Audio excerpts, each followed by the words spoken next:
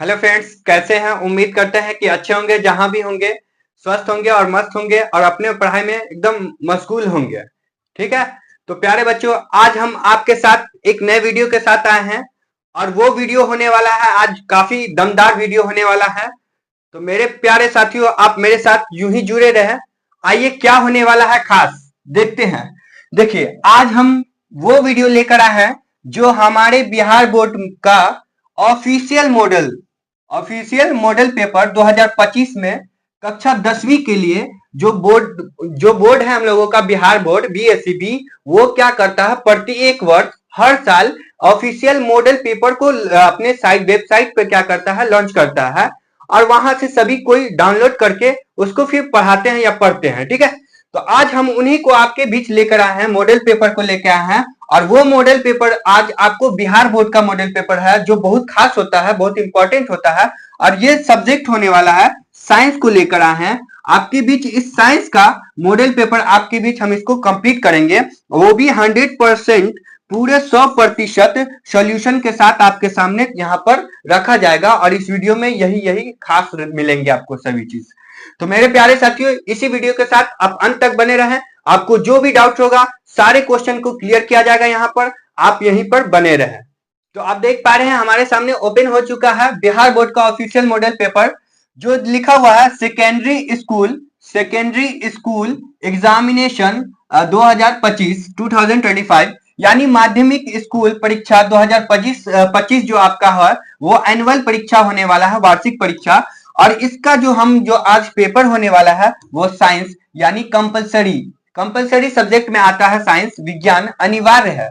आप देख पा रहे हैं यहाँ पर कोड दिए होंगे साइंस के, सभी सब्जेक्ट कोड रहते हैं 112। इसी टाइप का आपका फाइनल में भी क्या होगा, कोड देखने को मिलेगा।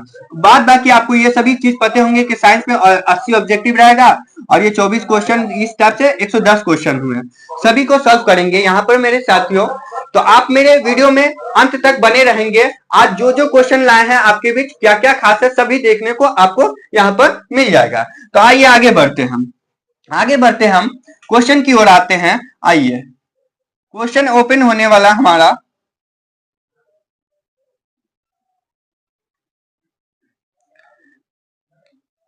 क्वेश्चन ओपन हो रहा है।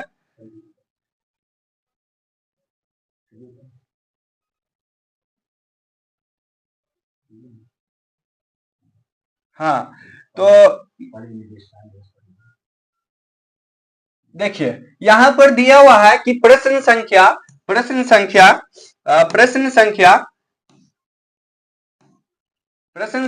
1 से लेकर 80 तक वस्तुनिष्ठ प्रश्न दिया गया है। इनमें से किसी 40 प्रश्नों का ही उत्तर देना है। इसी टाइप से आपको बोर्ड एग्जाम में देखने को मिलेगा कि प्रश्न संख्या 1 से लेकर 80 तक क्या रहेंगे, वस्तुनिष्ठ प्रश्न रहेंगे, यानी ऑब्जेक्टिव क्वेश्चन रहेंगे, जिनमें से 40 प्रश्नों का ही केवल उत्तर देना होगा। प्रत्येक प्रश्न के साथ साथ 4 विकल्प दिए गए होंगे, जिनमें से एक सही होगा। अपने द्वारा चुने गए सही विकल्प को OMR शीट पर चिन्हित करना है। ठीक है। इस टाइप से आपको 40 नंबर का बनाना रहेगा, सॉल्व करना रहेगा। उसके बाद आप जानते ही ये सभी प्रोसेस, तो ज्यादा टाइम नहीं लेंगे। आइए क्वेश्चन पे आ जाते हैं। यहाँ पर हमारा पहला क्वेश्चन क्या कह रहा है, पहला क्वेश्चन आ चुका है।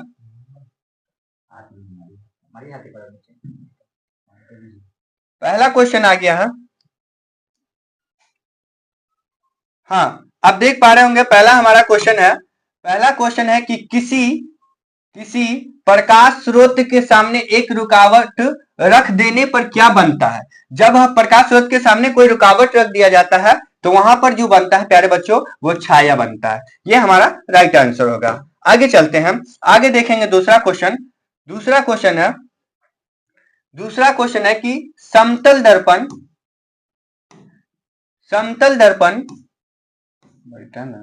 दर्पण की फोकस दूरी होती है। समतल दर्पण यानी जिस दर्पण के सामने खड़े होते हैं उसकी फोकस दूरी पूछी जा रही है, तो उसकी फोकस दूरी जो होती है वो अनंत होती है। आइए आगे बढ़ते हैं, तीसरे क्वेश्चन की साइड चलते हैं। तीसरा क्वेश्चन हमारा क्या कह रहा है, तीसरा क्वेश्चन कह रहा है कि 1 मीटर फोकस दूरी वाले उत्तल लेंस की क्षमता होगी। जब 1 मीटर वाली फोकस दूरी वाले उत्तल लेंस होंगे तो उसकी क्षमता पूछी जा रही है। तो उसकी क्षमता जो होगी वो होगा, उसकी क्षमता जो होती है -1 AD होता है, -1 AD, -1 AD। मजे नहीं आ रहा। हाँ, अब दोनों हाथों को लेट कीजिए ना महाराज, जल्दी में चलना होगा। कहाँ हो रहा है? एक वहां से उधर मारिए, एक वहां से इधर मारिए। -1 AD होता है। आगे चलेंगे चौथा क्वेश्चन की तरफ। चौथा क्वेश्चन की तरफ देखेंगे आप। चौथा क्वेश्चन आ गया हमारा यहाँ पर। चौथा क्वेश्चन कह रहा है कि निम्नलिखित में से किस लेंस को अपसारी लेंस भी कहा जाता है? तो इसमें से आपको याद रखना, निम्नलिखित में से किस लेंस को, तो अवतल लेंस को अपसारी लेंस भी कहा जाता है। अवतल लेंस को अपसारी लेंस भी कहा जाता है। पांचवा क्वेश्चन देखेंगे। पांचवा क्वेश्चन आ गया हमारा कि प्रकाश की चाल विभिन्न माध्यमों में क्या होता है? तो विभिन्न माध्यमों में क्या होता है? भिन्न भिन्न होता है। ये राइट आंसर हो जाएगा, ऑप्शन नंबर ए हमारा राइट आंसर हो जाएगा। आइए छठा क्वेश्चन देखते हैं। छठा क्वेश्चन क्या कह रहा है कि किसी लेंस द्वारा उत्पन्न आवर्धन का एसआई मात्रक क्या होता है? तो लेंस द्वारा जो उत्पन्न आवर्धन होता है, इसका एसआई मात्रक जो होता है वो क्या होता है? डी, यानी मात्रक विहीन होता है। इसका राइट आंसर हो जाएगा। आगे चलते हैं क्वेश्चन नंबर 7 की तरफ चलते हैं।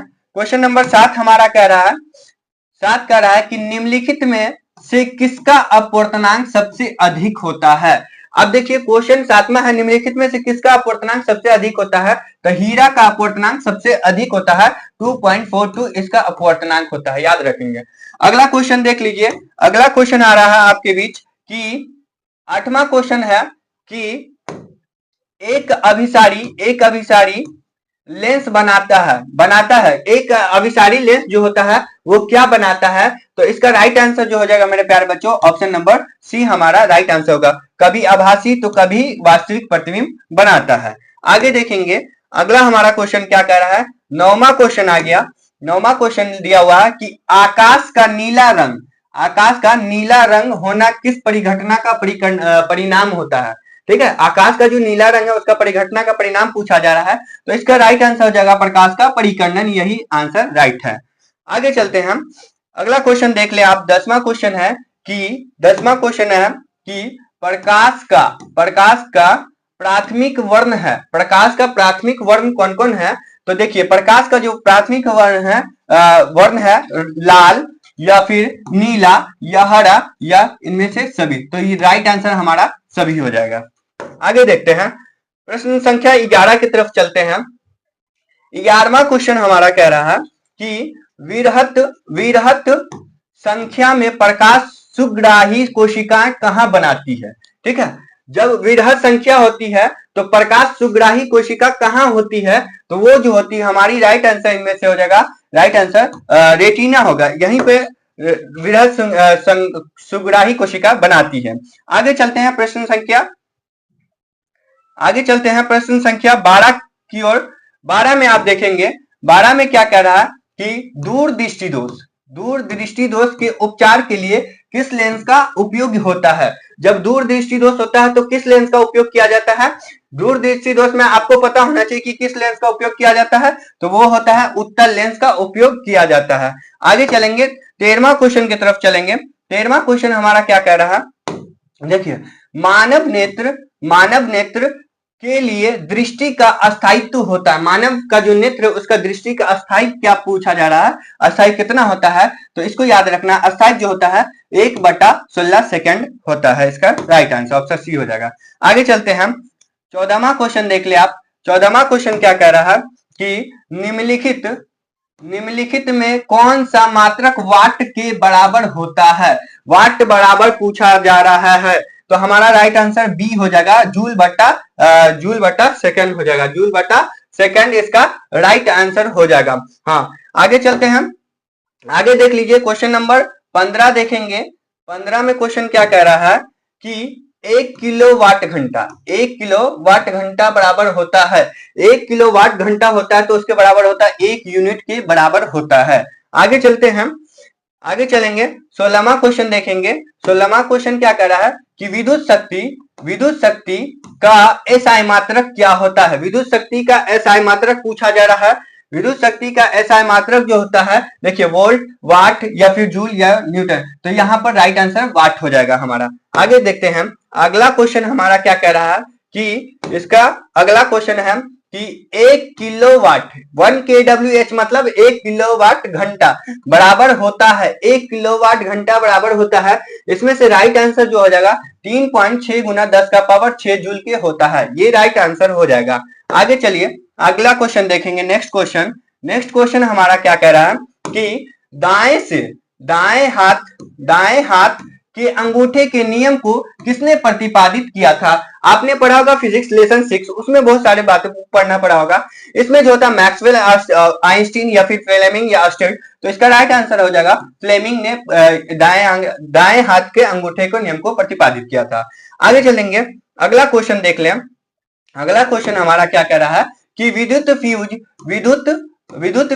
विद्युत धारा के किस सिद्धांत पर कार्य करता है। विद्युत का जो फ्यूज होता है विद्युत धारा के किस सिद्धांत पर कार्य करता है, तो वो जो होता है विद्युत धारा के किस सिद्धांत पर कार्य करता है। ये चुंबकीय या रासायनिक या ऊष्मीय या फिर इनमें से कोई नहीं।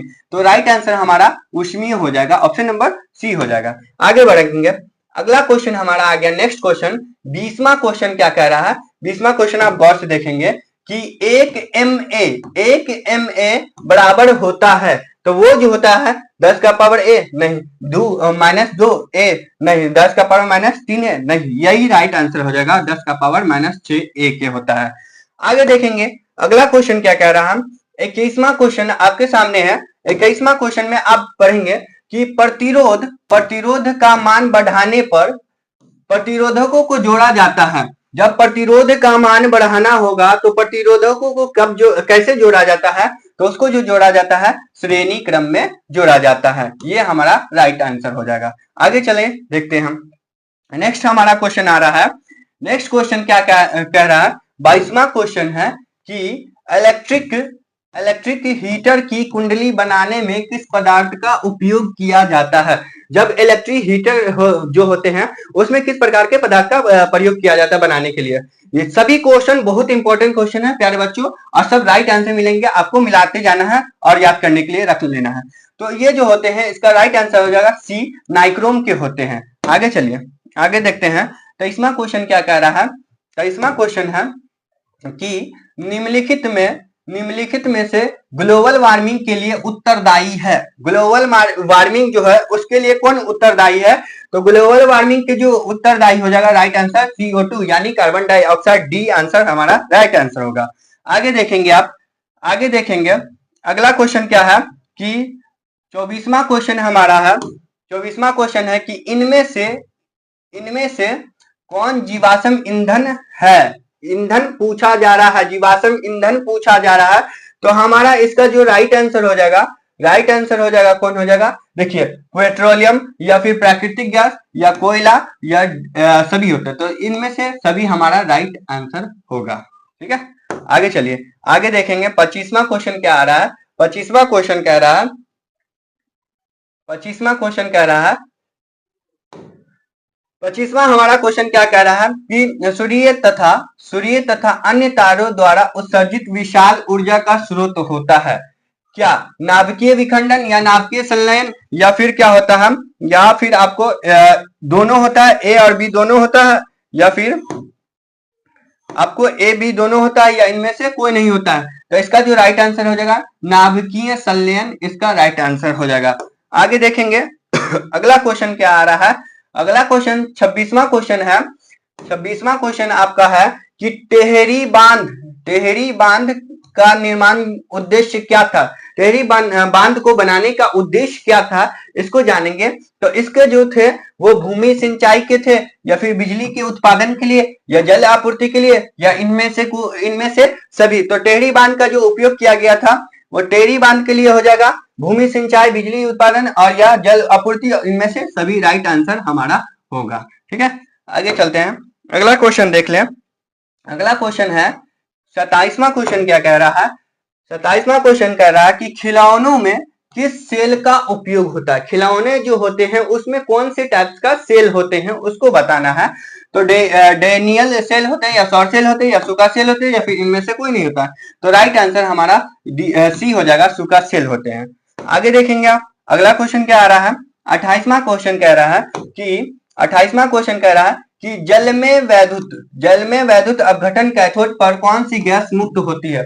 जब जल में वैद्युत अपघटन होता है तो उसमें कौन सी गैस को मुक्त किया जाता है। तो कौन सी गैस मुक्त किया जाता है आपको देखना है। ऑप्शन नंबर हमारा यहाँ पर देखिए, ओजोन है, ऑक्सीजन है, या हाइड्रोजन है, या फिर इनमें से कोई नहीं। तो राइट आंसर सी हो जाएगा, हाइड्रोजन को मुक्त किया जाता है। आगे देखेंगे अगला क्वेश्चन क्या है। नेक्स्ट क्वेश्चन को आप देख पा रहे हैं।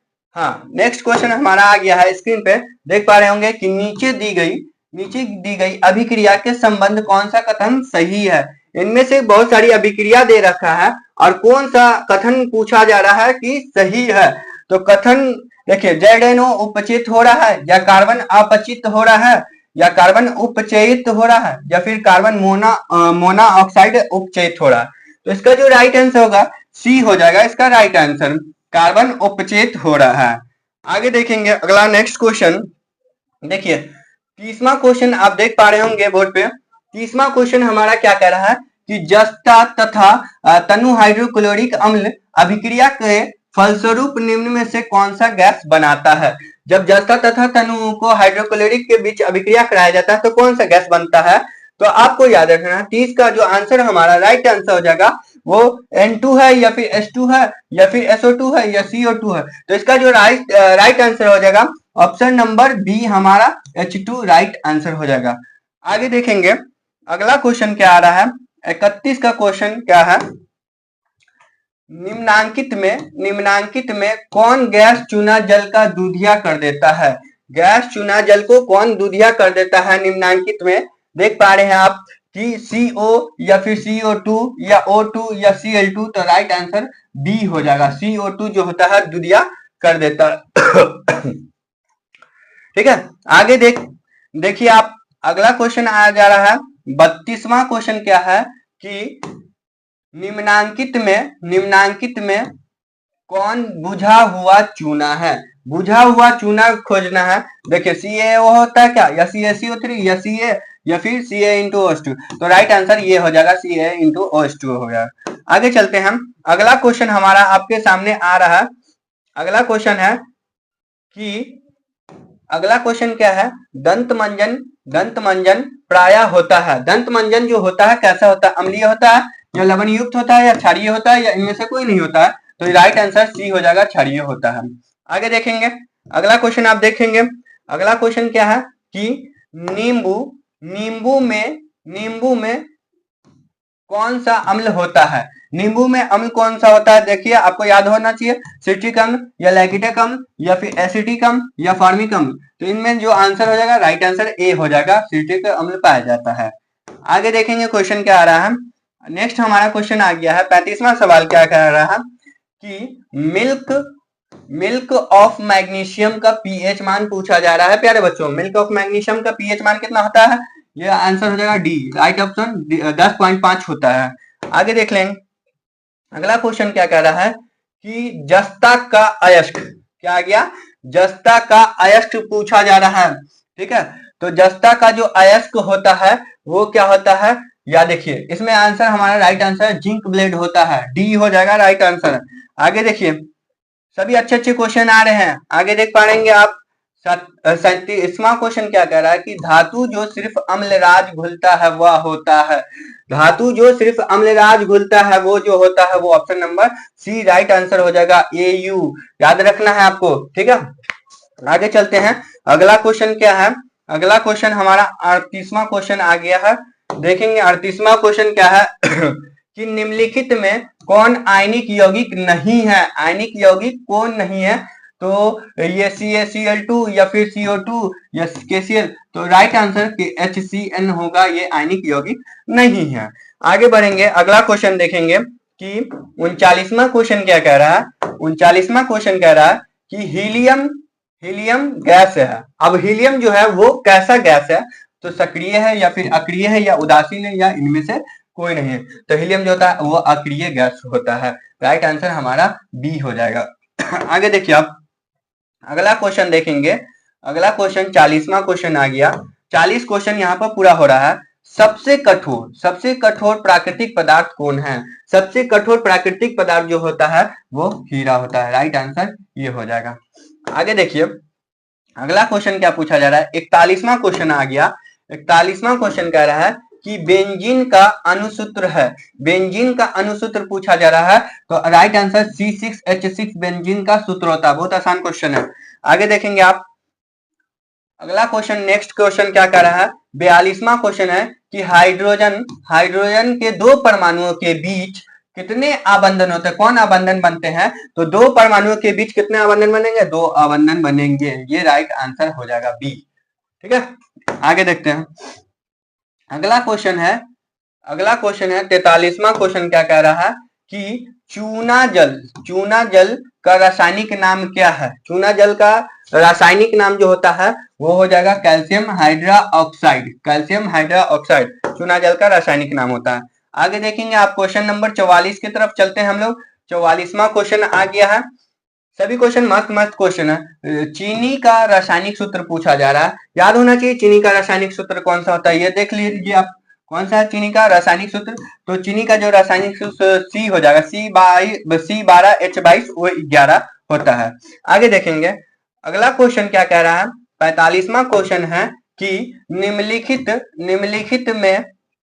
निम्नलिखित में कौन सा कार्बनिक यौगिक सबसे अधिक अभिक्रियाशील है, कौन सा कार्बनिक सबसे यौगिक जो होते हैं वो जो सबसे अधिक अभिक्रियाशील होता है, C2H4 ये जो होगा अधिक अभिक्रियाशील होते हैं। आगे देखेंगे आप, अगला क्वेश्चन हमारा क्या आ गया कि मेंडलीफ ने अपनी आवर्त सारणी तैयार करने के लिए कौन सा मापदंड अपनाया था, तो कौन सा मापदंड अपनाया था, न्यूट्रॉनों की संख्या या परमाणु द्रव्यमान की या परमाणु संख्या या मोल संख्या, तो राइट आंसर बी हो जाएगा, परमाणु द्रव्यमान की संख्या को अपनाया गया था। आगे चलते हैं, अगला क्वेश्चन क्या है, 47वां क्वेश्चन है निम्नलिखित में से कौन क्षार धातु नहीं है, क्षार धातु नहीं है क्वेश्चन पूछा, Mg मैग्नीशियम सोडियम या फिर रोबेडियम या लिथियम, तो क्या हो जाएगा, इसका जो राइट आंसर होगा Mg होगा, ये क्षार धातु नहीं है। आगे देख पाएंगे आप। अगला क्वेश्चन क्या कह रहा है, आगे क्वेश्चन है 48वां क्वेश्चन, निम्नलिखित में कौन हैलोजन समूह का सदस्य है, हैलोजन समूह का सदस्य पूछा जा रहा है, तो याद रखेंगे इसका जो सदस्य हो जाएगा वो हमारा राइट ऑप्शन ब्रोमीन हो जाएगा, ये राइट आंसर हो जाएगा। आगे देखेंगे 49 क्वेश्चन क्या कह रहा है, 49 क्वेश्चन में कि जिंक की परमाणु संख्या याद होनी चाहिए, जिंक की परमाणु संख्या कितनी होती है, 27 होती है या 28 होती है या 29, 30, तो राइट आंसर हमारा क्या हो जाएगा, डी हो जाएगा, राइट आंसर 30 होता है जिंक की परमाणु संख्या।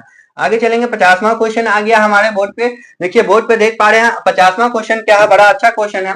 कह रहा है कि निम्नलिखित में कौन विद्युत का ऋणात्मक है, कौन एक जो है ऋणात्मक है, तो विद्युत का ऋणात्मक कौन हो जाएगा, धातु हो जाएगा, क्योंकि यही हमारा क्या है माइनस है और ये क्या है प्लस है, तो ये क्या हो जाएगा हमारा धनात्मक हो जाएगा। ठीक है, आगे चलते हैं। अगला क्वेश्चन आप देखेंगे, अगला क्वेश्चन क्या आ रहा है कि अगला क्वेश्चन देखिए, ये क्वेश्चन बड़ा इंपॉर्टेंट क्वेश्चन है। राजस्थान के किस ग्राम में चिपको आंदोलन के क्रम में महिलाओं ने जाने दी थी, राजस्थान में भी चिपको आंदोलन हुआ था, ठीक ना, उत्तराखंड में आप सुने होंगे, बट राजस्थान में भी चिपको आंदोलन हुआ था और उसमें महिलाओं ने जान दे दी थी, तो वो को क्या था, पवना था या फिर खिजड़ी था या रानी था या रेनी था, तो ये जो हमारा राइट आंसर होगा खिजड़ी था, ये राइट आंसर हो जाएगा हमारा। आगे देखेंगे आप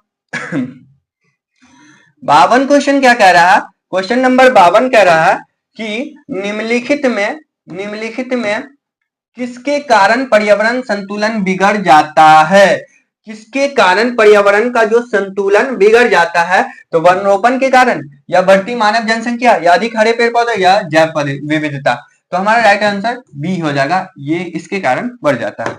आगे चलते हैं हम, 53वां क्वेश्चन क्या कह रहा है, 53 क्वेश्चन पे आ जाइए। पर्यावरण को प्रदूषण से बचाने के लिए सबसे अच्छा तरीका क्या है, वस्तु का पुनर्चलन करना, वस्तु का पुनर्उपयोग करना, वस्तु का उपयोग में कमी या इनमें से सभी हो जाएगा। तो हमारा जो 53 का जो राइट आंसर हो जाएगा वो क्या हो जाएगा, राइट का आंसर जो हो जाएगा, इसका राइट आंसर जो हो जाएगा 53 का हमारा हो जाएगा इनमें से, हाँ राइट सभी हो जाते हैं, क्या हो जाता है, वस्तु का पुनर्चलन, वस्तु के उपयोग की से कमी या वस्तु के पुनर्उपयोग। आगे देखेंगे अगला क्वेश्चन क्या आ रहा है। अगला क्वेश्चन आप देख पा रहे हैं 54 क्वेश्चन आ गया। 54 क्वेश्चन में देखेंगे आप कि सौर सेल किसका उपयोग होता है। सौर सेल में किसका उपयोग होता है, ठीक है, यूरेनियम का या फिर प्लूटोनियम का या फिर सिलिकॉन का या प्लास्टिक का। तो सौर सेल में सिलिकॉन का उपयोग होता है। 54 का राइट आंसर हमारा हो जाएगा सी, ठीक ना। आगे देखेंगे 55 क्वेश्चन हमारा है। 55 क्वेश्चन क्या कह रहा है कि निम्नांकित में कौन मुख्यतः बायोगैस है। 55 क्वेश्चन गौर से सुनेंगे कि बायोगैस कौन है, C2H6 या CH4H10 या C4H10 या H2। तो बायोगैस जो होता है CH4, ये राइट आंसर हो जाएगा। आगे देखेंगे 56 क्वेश्चन क्या कह रहा है। 56 क्वेश्चन नंबर क्या कह रहा है कि मनुष्य के दांतों की सबसे ऊपरी परत होती है। मनुष्य के जो दांत होते हैं उसके सबसे ऊपरी परत कौन होती है, तो अस्थि या मज्जा गुहा या फिर इनामेल या इंडेंटाइन। तो इनामेल जो होती है ये सबसे ऊपरी हिस्सा होती है। आगे देखेंगे आप अगला क्वेश्चन क्या आ गया, 57 क्वेश्चन है। 57 नंबर क्वेश्चन में आप देखेंगे, 57 नंबर क्वेश्चन में आप देख पा रहे हैं कि जठर ग्रंथि पाई जाती है। जठर ग्रंथि जो होती है वो पाई जाती है, वो किसमें, यकृत में या आंखों में या फिर अमाशय में या अग्नाशय में। तो राइट आंसर सी हो जाएगा, अमाशय के अंदर जठर ग्रंथि पाई जाती है। अगला क्वेश्चन देखें 58 क्वेश्चन। 58 क्वेश्चन को देख पाएंगे आप। 58 क्वेश्चन क्या कह रहा है कि निम्नलिखित में कौन वसा के पाचन में सहायक होता है। वसा के जो पाचन होते हैं, वसा की जो पाचन की क्रिया होती है उसमें कौन सहायक होता है, लाइपेज या माल्टेज या फिर टाइलिन या लैक्टेज। तो राइट आंसर ए हो जाएगा, लाइपेज वसा के सहायक होते हैं। आगे चलेंगे अगला क्वेश्चन क्या है। अगला क्वेश्चन है बहुत अच्छा क्वेश्चन है, क्वेश्चन थोड़ा सा नहीं घुमा रखा है। देखिए पीत रस का रंग होता है, पीत का जो रस है उसका रंग क्या होता है, पीला, हरा या फिर सफेद या इनमें से कोई नहीं। पीत का जो पीला से क्या होता है प्यारे बच्चों, पीला से वो क्या बनता है, पीला से ही हरा बनता है, इसलिए क्या बन जाएगा, इसका राइट आंसर बी हो जाएगा, हरा होता है। ठीक है, आगे चलेंगे। अगला क्वेश्चन क्या आता है कि 60 क्वेश्चन क्या कह रहा है कि पौधे में श्वसन होता है। पौधे में जो श्वसन की क्रिया होती है वो किसके द्वारा होती है, पौधे में जो श्वसन की क्रिया होती है वो हो जाएगी यहाँ पर हमारा तना में, पत्तियों में, जड़ में, सभी हो जाएगा। राइट आंसर इनमें से सभी हो जाएगा। आगे देखिए अगला क्वेश्चन है 61 क्वेश्चन पे आ जाइए। 61 नंबर क्वेश्चन क्या कह रहा है, 61 नंबर क्वेश्चन कह रहा है, 61 नंबर क्वेश्चन कह रहा है कि हरे पौधे रात्रि में किस गैस का निष्कासन करते हैं। जो हरे पेड़ पौधे होते हैं वो दिन में तो क्या होते हैं, छोड़ते हैं, ऑक्सीजन छोड़ते हैं, मगर रात के समय कार्बन डाइऑक्साइड को छोड़ते हैं। आगे देखिए अगला क्वेश्चन क्या कह रहा है, 62 क्वेश्चन क्या कह रहा है, 62 नंबर क्वेश्चन कह रहा है हमारा कि किण्वन के फलस्वरूप कितने एटीपी का निर्माण होता है। जब किण्वन की क्रिया होता है उसके फलस्वरूप कितने एटीपी का निर्माण होता है, तो 0.2 का निर्माण होता है। आगे देखेंगे क्वेश्चन क्या कह रहा है। अगला क्वेश्चन हमारा है नेक्स्ट क्वेश्चन 63 क्वेश्चन कि सामान्य डायस्टोलिक रक्तदाब होता है तो 80 mmHg या 120 mmHg या 100 mmHg या 130 mmHg। तो राइट आंसर हमारा क्या हो जाएगा, ये हो जाएगा 80 mmHg होता है। अगला देखेंगे आप अगला क्वेश्चन क्या आ रहा है। अगला क्वेश्चन 64 क्वेश्चन कह रहा है, 64वां क्वेश्चन कह रहा है कि पौधे में वाष्पोत्सर्जन किस अंग द्वारा होता है। पौधों में जो वाष्पोत्सर्जन की क्रिया होती है वो किस क्रिया के द्वारा होती है। पौधे में वाष्पोत्सर्जन की क्रिया होती है जो होती है वो पत्ती के द्वारा होती है। राइट आंसर हमारा बी हो जाएगा। आगे देखेंगे आप अगला क्वेश्चन देखेंगे। अगला क्वेश्चन क्या है 65 क्वेश्चन क्या कह रहा है कि 65 क्वेश्चन जो है अस्थि क्या है। अस्थि जो है वो क्या है, तो आपको ढूंढना, पदार्थ होते हैं या फिर कोशिका होते हैं या उत्तक होते हैं, इनमें से कोई नहीं होता है। तो राइट आंसर उत्तक होता है। अस्थि जो होते हैं वो उत्तक होते हैं। आगे देखेंगे आप, देखिए हम लोगों को फटाफट करना है क्योंकि इसको मिलान करना है और मिलान करके आपको याद करना है, इसलिए इसमें एक्स्ट्रा क्वेश्चन नहीं बताया जा रहा है। ठीक है, आगे चलते हैं। पादप में अपशिष्ट संचित होते हैं। पादप पेड़ पौधे जो होते हैं उसमें अपशिष्ट के रूप में क्या संचित रहते हैं, अपशिष्ट पदार्थ के रूप में क्या संचित रहते हैं, तो छाल में या फिर पत्तियों में या कोशिका रिक्तकाओं में या इनमें से सभी। तो राइट आंसर हमारा इनमें से सभी हो जाएगा। आगे देखेंगे अगला क्वेश्चन क्या कह रहा है। नेक्स्ट क्वेश्चन बड़ा अच्छा क्वेश्चन आ रहा है। अगला क्वेश्चन क्या आ गया कि वृक्क के संरचनात्मक एवं क्रियात्मक इकाई को क्या कहते हैं। आपने पढ़ा होगा बायोलॉजी का लेसन 4, उसमें पढ़े होंगे। मूत्रवाहिनी कहते हैं या ग्लोमेरुलस कहते हैं या नेफ्रॉन कहते हैं या बोमेन संपूर्ण कहते हैं। तो राइट आंसर नेफ्रॉन हो जाएगा। वृक्क के संरचनात्मक एवं क्रियात्मक इकाई को नेफ्रॉन कहा जाता है। आगे देखेंगे अगला क्वेश्चन क्या कह रहा है। नेक्स्ट हमारा क्वेश्चन आ गया कि पौधों के उत्सर्जी पदार्थ हैं। क्या क्या पौधों के उत्सर्जी पदार्थ है, तो टैनिन, रेंजिन या गोन या इनमें से सभी। तो राइट आंसर सभी हो जाएंगे, ये सभी उत्सर्जी पदार्थ होते हैं पौधों के। आगे चलेंगे देखेंगे अगला क्वेश्चन क्या आ रहा है। 69वां क्वेश्चन क्या कह रहा है। 69वां क्वेश्चन कह रहा है कि समरण शक्ति का मुख्य केंद्र कौन सा है। समरण शक्ति जो है इसका मुख्य केंद्र क्या है, सेरिब्रल पेंडिकल या फिर डाई एंसीफेलॉन या फिर ऑप्टिक पाली या सेरिब्रम। तो इसका राइट आंसर सेरिब्रम हो जाएगा डी। आगे देखिए अगला क्वेश्चन क्या कह रहा, 70 क्वेश्चन के करीब आ गए हम लोग। देखिए 70वां क्वेश्चन क्या कह रहा है, जड़ का अधोगामी वृद्धि कहलाता है। जड़ का जो अधोगामी वृद्धि होता है वो जलानुवर्तन कहलाता है या रसायनुवर्तन या प्रकाशानुवर्तन। इस सारे चीज को तो आपने पढ़ा होगा। तो इसका राइट आंसर क्या होगा, गुरुत्वानुवर्तन हो जाएगा। आगे देखेंगे अगला क्वेश्चन क्या आ रहा है कि एस्ट्रोजन अस्त्रावित होता है। एस्ट्रोजन जो होता है वो कहां से अस्त्रावित होता है, या वृषण से द्वारा या फिर थायराइड के द्वारा या अंडाशय के द्वारा या लैंगरहंस द्वीपिकाओं के द्वारा। तो एस्ट्रोजन जो अस्त्रावित होता है वो अंडाशय के द्वारा होता है, अंडाशय के द्वारा। Option number C right answer हो जाएगा। आगे देखेंगे आप 71 के बाद 72 क्वेश्चन में आ जाइए।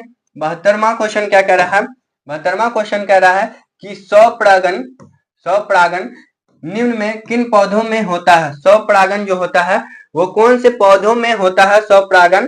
तो इसका राइट आंसर हमारा हो जाएगा, इसका राइट आंसर उभयलिंगी में होता है स्वपरागण, याद रखेंगे।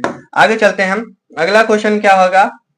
73वां क्वेश्चन आ गया है कि गर्भाशय के किस भाग में भ्रूण का विकसित होता है।